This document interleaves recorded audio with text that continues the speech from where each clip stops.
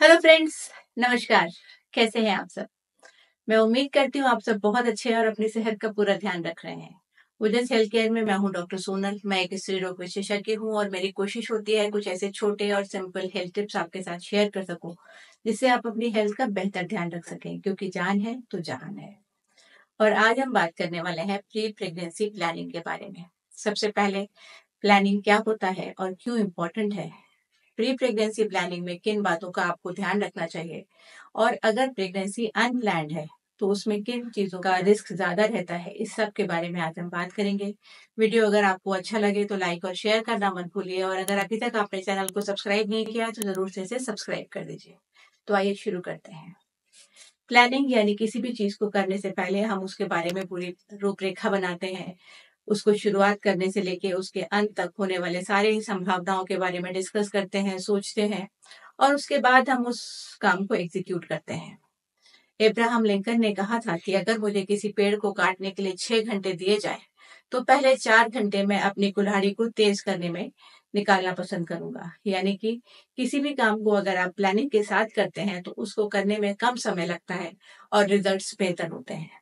जब हम बात करते हैं समर वेकेशंस की, आज शाम के डिनर की या वीकेंड के मूवी प्लान की, हर किसी चीज को हम बहुत अच्छे से प्लान करते हैं। लेकिन जब बात आती है प्रेगनेंसी की, तो आपको जानकर ताज्जुब होगा कि हमारे देश में तकरीबन 50% प्रेगनेंसीज अनप्लान्ड होती हैं। अनप्लान्ड प्रेगनेंसी में बहुत सारे कॉम्प्लिकेशन आने के चांसेस प्लान प्रेगनेंसी के मुकाबले कहीं ज्यादा होते हैं। अब बात करते हैं कि प्रेगनेंसी की प्लानिंग में किन किन बातों का ध्यान रखने की जरूरत है। इसमें मैंने आपको जो पॉइंट्स बताने हैं वो 7 मेन पॉइंट्स हैं। सबसे पहले बात आती है ओबेसिटी या ओवरवेट होने की या आइडियल बॉडी वेट की। एज की, अगर महिला की एज कम या ज्यादा है तो भी प्रेगनेंसी में कॉम्प्लिकेशन आने के चांसेस होते हैं। मेडिकेशन की, वैक्सीनेशन की, आपके ट्रैवल प्लान्स की, आपकी फैमिली हिस्ट्री की, सब्सटेंस अब्यूज की, और यहाँ तक कि आपके प्रोफेशन का भी रोल होता है प्रेगनेंसी की प्लानिंग में। प्रेगनेंसी की प्लानिंग से पहले आइडियल बॉडी वेट होना बहुत बहुत ज्यादा जरूरी होता है। अगर आप अंडरवेट या ओवरवेट कैटेगरी में आती हैं या ओबीज कैटेगरी में आती हैं तो प्रेगनेंसी में होने वाले कॉम्प्लिकेशंस काफी मात्रा में बढ़ जाते हैं। वे महिलाएं जो ओबीज या ओवरवेट कैटेगरी में आती हैं, उन महिलाओं में प्रेगनेंसी में होने वाले कॉम्प्लिकेशंस जैसे कि डायबिटीज, हाई ब्लड प्रेशर, बच्चे का वजन कम होना या जिसे कि आईयूजीआर कहा जाता है, pre term delivery, difficult deliveries, ये सारी परेशानियां ज्यादा देखी जाती हैं। वहीं पर वे महिलाएं जिन्होंने बेरियाट्रिक सर्जरी अगर कराई है, क्योंकि आजकल ओबेसिटी के इंसिडेंसेस काफी बढ़ रहे हैं और बेरियाट्रिक सर्जरी यंग फीमेल्स में भी काफी मात्रा में देखी जाती है, तो वे महिलाएं जिन्होंने अगर बेरियाट्रिक सर्जरी कराई है तो वे महिलाएं प्रेगनेंसी प्लान करने से पहले जरूर इस बात का ध्यान रखें कि उनकी सर्जरी के बाद कम से कम उन्हें 12 से 18 महीने मिले उससे रिकवरी के लिए। और अगर आप ऐसा कुछ प्लान कर रहे हैं तो जरूर अपने गायनेकोलॉजिस्ट से इसके बारे में कंसल्ट करके ही प्लान करें। अब बात करते हैं कि कुछ मेडिकेशंस, वे महिलाएं जो कि कुछ मेडिकेशंस ले रही हैं ऑलरेडी, उनको किन बातों का ध्यान रखना है।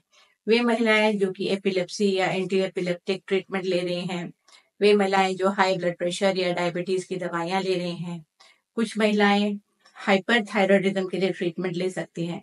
तो ये सारे जो महिलाएं हैं जिनको कि इस तरीके के कोई भी मेडिकेशन चल रहे हैं, उनको जरूर अपने डॉक्टर से इस बारे में कंसल्ट करने की जरूरत है कि वे इसमें किस तरीके से दवाइयों को मॉडिफाई करें या अपने लाइफस्टाइल में थोड़े मॉडिफिकेशन करें, जिससे कि प्रेगनेंसी पे होने वाले साइड इफेक्ट्स को कम मात्रा में किया जा सके। अब बात करते हैं वैक्सीनेशन की। प्रेगनेंसी को प्लान करने से पहले रूबेला वैक्सीनेशन का बहुत रोल देखा गया है, क्योंकि अगर अर्ली प्रेगनेंसी में रूबेला इन्फेक्शन हो जाता है तो होने वाले बच्चे में बहुत सारे बर्थ डिफेक्ट्स आने के चांसेस रहते हैं। वे महिलाएं जो कुछ ऐसे प्रोफेशन में काम करती हैं जहां पर कुछ टॉक्सिन्स का एक्सपोजर हो सकता है, जैसे कि डाई इंडस्ट्री हो सकती है, या फिर वे महिलाएं जो कि फर्टिलाइजर्स या पेस्टिसाइड्स के जो फैक्ट्रीज हैं उनमें काम करती हैं, तो ऐसे केसेस में भी उनको ये कोशिश करनी चाहिए कि उनका जो इन केमिकल से एक्सपोजर है उसको वो कम से कम रख सके, ताकि बच्चे का जो डेवलपमेंट है उस पर बुरा असर ना पड़े। वे महिलाएं जो एक्सरे टेक्नीशियन की तरह काम करती हैं या रेडिएशन वाले जोन में काम करती हैं,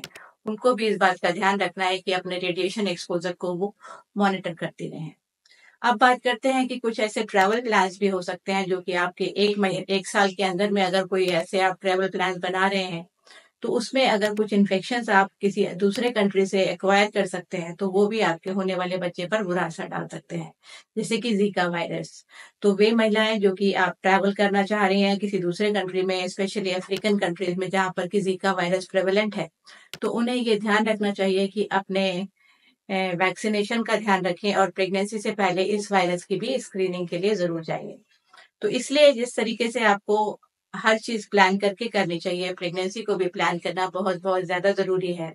जागरूक रहिए, स्वस्थ रहिए। धन्यवाद।